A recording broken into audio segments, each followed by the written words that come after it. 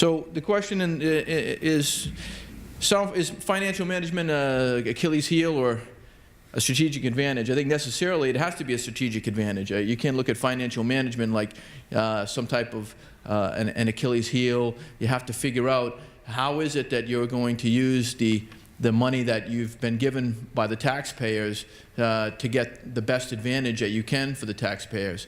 You know, most of our cities are in tough economic times. Boston, we're a little bit lucky. I've been zero funded. I speak a lot with the commissioner at FDNY, Sal Casano, and he always tells me, I wish I was level funded, you know. In this economic times, being level funded has been a big advantage to us, but a few years ago, we did get some budget cuts, and we've been level funded since then. But it's our responsibility to use that money to provide the best service to our customers, the people in our community, and we have to take that very seriously. I think it's imperative that we take the leadership role in financial management and not delegate too much of the responsibility. So I don't mean getting into the weeds and everything that's going on and making every single decision, but we have to set priorities. We have to set the vision, and then there are times when people are going to want to deviate from the budget, and then you have to look at what are the priorities. And I think that we as leaders have to be, you know, the final arbiters of when the budget is deviated from, and then, you know, we have to be the ones that can make that case to deviate from the budget within our own funding, or if there's additional funding needs, or we perceive there is, we have to be able to go to the mayor or the city council or whatever.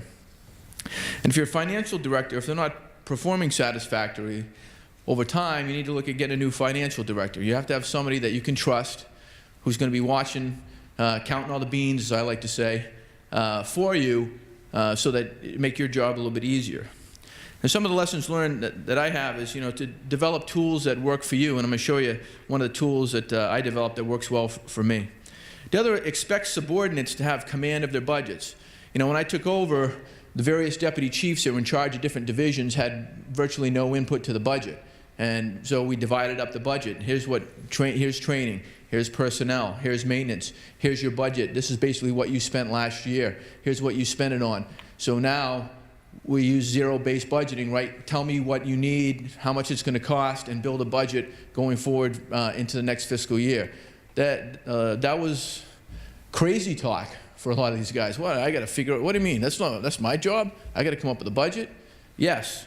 You know, so some people hit the deck plate running, right, and they came up with a great budget, and they were excited because now they can say, hey, here's the priorities within my division, here's what I want to spend my money on, and other guys, you know, try to hide under their desk and hope, you know, they didn't really have to do it. But hold their feet to the fire, make them put the budget, make them justify what they want to spend the money on.